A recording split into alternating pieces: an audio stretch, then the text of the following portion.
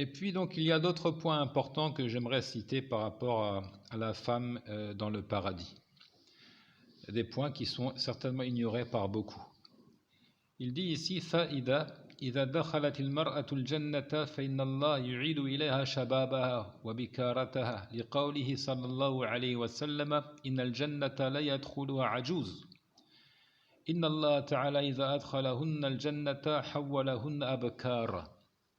Première chose, lorsque la femme entre au paradis, Allah lui redonne sa jeunesse. Elle entre au paradis sous la forme d'une femme jeune et belle et vierge, jeune, belle et vierge, quel que soit l'âge auquel donc elle décède, quel que soit l'âge qu'elle atteint au moment de sa mort. En raison de la parole du messager, à lui les éloges et le salut, une vieille femme n'entre pas au paradis. Au passage, donc, c'est une des fois où le prophète alayhi salam a plaisanté. Lorsqu'une vieille femme lui a demandé est-ce qu'elle ira au paradis, il lui a dit non. Il lui a dit non, ce qui a attristé cette vieille femme. Et ensuite, il lui a fait comprendre qu'il plaisante, parce qu'il voulait dire par là qu'elle n'entrera pas au paradis sous cette apparence. Une vieille femme n'entre pas au paradis. Il ajoute, alayhi salatu wassalam, Allah le Très-Haut, s'il les fait entrer au paradis, leur redonne leur jeunesse et leur virginité. S'il fait entrer ces femmes au paradis, il en fait donc de jeunes filles vierges. فإذا ورد في بعض الآثار أن النساء الدنيا يكن في الجنة أجمل من الحور العين بأضعاف كثيرة نظرا لعبادتهن لله تعالى. Donc il est rapporté dans certains récits, il ne les a pas cités ici, il faudrait accomplir cette recherche. Lorsqu'on dit athar, généralement ce sont des paroles des compagnons. Que lorsque les femmes de ce bas monde entrent au paradis, elles sont plus jolies encore, plus belles encore que les femmes créées spécifiquement pour le paradis, qu'on appelle al-hurul 'ain, les houris aux grands yeux. Elles sont beaucoup plus belles que ces femmes créées spécifiquement pour le paradis. Pour quelle raison? Li'ibadatihinna Allah, parce qu'elles ont adoré Allah, parce qu'elles ont fourni des efforts, parce qu'elles ont combattu leurs mauvais penchants, parce qu'elles se sont exercées donc à l'adoration, elles ont prié, elles ont jeûné, elles ont fait des aumônes. Au passage, l'aumône, comme nous l'avons vu, c'est le meilleur moyen de refouler le châtiment de l'enfer. Lorsque le prophète a dit « Je vous ai vu les plus nombreuses en enfer », il a dit « Tasaddaqna », faites des aumônes. Faites des aumônes, c'est ce qui vous permettra d'éviter l'entrée en enfer. Fa'ida, troisième point très important. Al-mar'atu la takhruju an hadhihi al-halat fi ad-dunya. Si l'on considère sa situation dans ce bas monde, la femme n'échappe pas à une des situations suivantes. On parle ici de situation matrimoniale. Quelle est sa situation? Imma an tamut qabla an tatazawwaj. Premièrement, soit elle meurt avant de se marier. Elle meurt sans jamais avoir connu le mariage. C'est une première situation. Deuxièmement, imma an tamut ba'da talaqiha qabla an tatazawwaja min akhar. Elle meurt après un divorce, sans avoir eu le temps de se remarier. Donc elle n'a connu qu'un seul homme qui l'a divorcée et elle ne s'est pas remariée. Troisième situation, imma an takuna mutazawwijatan walakin la yadkhulu zawjuha ma'a al-jannata wal 'iyadhu billah. Ou bien elle est mariée, mais son mari, lui, n'est pas destiné à entrer au paradis. Ça, c'est une situation envisageable. Elle est mariée, elle décède, mais son mari, quant à lui, n'est pas destiné à aller au paradis, qu'Allah nous en préserve. Quatrièmement, imma an tamut ba'da zawajiha. Elle meurt après donc avoir été mariée, là encore. Khamisa an yamuta zawjuha wa tabqa ba'dahu bila zawjin hatta tamut. Je pense qu'il voulait dire au quatrième point qu'elle meurt après son époux. Je sais pas, c'est pas très clair, ça va peut-être s'éclaircir par la suite.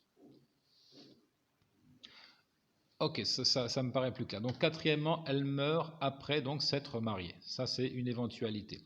Cinquièmement, son mari décède et elle décide de rester veuve et célibataire après lui, jusqu'à la mort. Et enfin, sixièmement, imma yamuta zawjuha fatatazawwaju ba'dahu ghayrahu. Son mari décède avant elle et elle se remarie. Elle connaît un autre homme avant de rencontrer son Seigneur, avant de mourir à son tour. Donc ce sont ces situations qui sont envisageables. Et à chacune d'elles, il y a ce qui correspond dans l'au-delà. Et précisons que nous parlons de la femme qui accédera au paradis. Donc nous reprenons chacune de ces situations en disant, premièrement, Al-mar'atu allati matat qabla an tatazawaja fahadhihi yuzawwijuha Allahu ta'ala fil jannati min rajulin min ahli ad-dunya.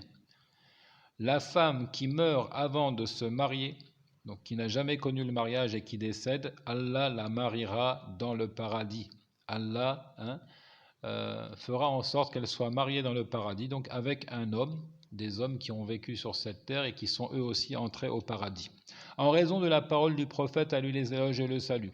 Ma fil jannati a'zab. Il n'y a pas de célibataire au paradis, rapporté par Muslim. Il n'y a pas de célibataire dans le paradis, cela est rapporté par Muslim. قال الشيخ ابن عثيمين إذا لم تتزوج أي المرأة في الدنيا فإن الله تعالى يزوجها ما تقر به عينها في الجنة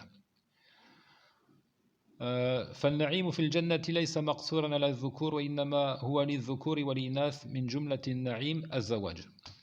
Donc si elle n'est pas mariée, c'est-à-dire la femme, dans ce bas monde, Allah la mariera, il lui accordera la présence d'un homme qui la réjouit dans le paradis. En effet, les grâces du paradis ne sont pas réservées exclusivement aux hommes, mais ça vaut aussi bien pour les hommes que pour les femmes. Et parmi les grâces du paradis, il y a la vie conjugale, il y a le fait d'être marié. Deuxièmement, deuxième cas, la femme qui est morte alors qu'elle était divorcée et qui ne s'est pas remariée, même chose, elle sera mariée dans le paradis. Elle est divorcée, elle décède avant de se remarier, elle sera mariée dans le paradis parce qu'il n'y a pas de célibataire au paradis. Troisièmement, même chose pour la femme dont le mari n'est pas destiné à entrer au paradis. Donc elle se retrouve dans le paradis seule, son mari ne l'a pas suivi, il est en enfer. Celle-là également sera mariée par son Seigneur Tabaraka wa Ta'ala, qui lui accordera un mari des gens du paradis. قال الشيخ ابن عثيمين المرأة إذا كانت من أهل الجنة ولم تتزوج أو كان زوجها ليس من أهل الجنة فإنها إذا دخلت الجنة فهناك من أهل الجنة من لم يتزوجوا من الرجال أي فيتزوجوها أحدهم. Donc Ibn Uthaymin a précisé ce point également en disant donc si la femme entre au paradis alors qu'elle n'était pas mariée, ou bien que son mari, lui, n'était pas destiné à entrer au paradis, alors ils trouveront là-bas des maris, des hommes qui les prendront pour femmes. Quatrièmement, al-mar'atu allati matat ba'da zawajiha fahiya fil jannati li zawjiha alladhi matat anhu. Quatrièmement, la femme qui meurt après s'être mariée, alors elle sera la femme de cet homme avec qui elle était mariée dans ce bas monde, dans le paradis. Elle sera l'épouse de l'homme qu'elle a laissé donc veuf dans ce bas monde. Elle le retrouvera dans le paradis pour continuer à vivre avec lui. Cinquièmement, al-mar'atu allati matat anha zawjuha fabaqiyat ba'dahu lam tatazawwaj hatta matat fahiya zawjatun lahu fil jannah. Cinquièmement, la femme dont le mari est décédé, de manière à ce qu'elle se retrouve donc veuve, et qui ne s'est pas remariée après lui. Alors, là encore, elle sera sa femme dans le paradis. Elle sera sa femme dans le paradis. Son mari est décédé avant elle. Et elle ne s'est pas remariée, elle sera donc sa femme dans le paradis. Et enfin, sixièmement et dernièrement, al-mar'atu allati matat anha zawjuha fatazawwajat ba'dahu فإنها تكون لآخر أزواجها مهما كثروا لقوله عليه الصلاة والسلام المرأة لآخر أزواجها. La femme dont le mari est décédé et qui s'est remariée, et peut-être même qu'elle se remariait une fois, puis elle était divorcée, ou son mari est de nouveau décédé, elle se mariait une troisième fois, etc. Elle sera la femme du dernier de ses maris dans ce bas monde.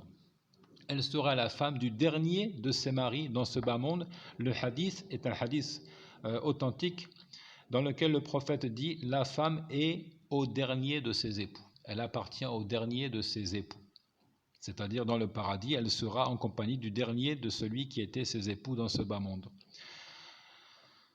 ولقول حذيفة رضي الله عنه لامرأته أنت إن شئت أن تكوني زوجتي في الجنة فلا تزوجي بعدي فإن المرأة في الجنة لآخر أزواجها في الدنيا فلذلك حرم الله على أزواج النبي أن ينكحن بعده لأنهن أزواجه في الجنة.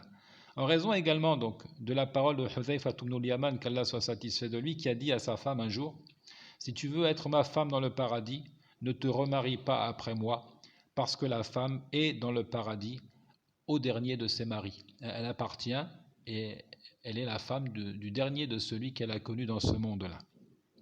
Il dit c'est pour ça qu'Allah Azza wa Jal a interdit aux femmes du prophète de se remarier, d'être mariées après lui, parce qu'elles sont également ses épouses dans le paradis. Wallahu ta'ala a'lam.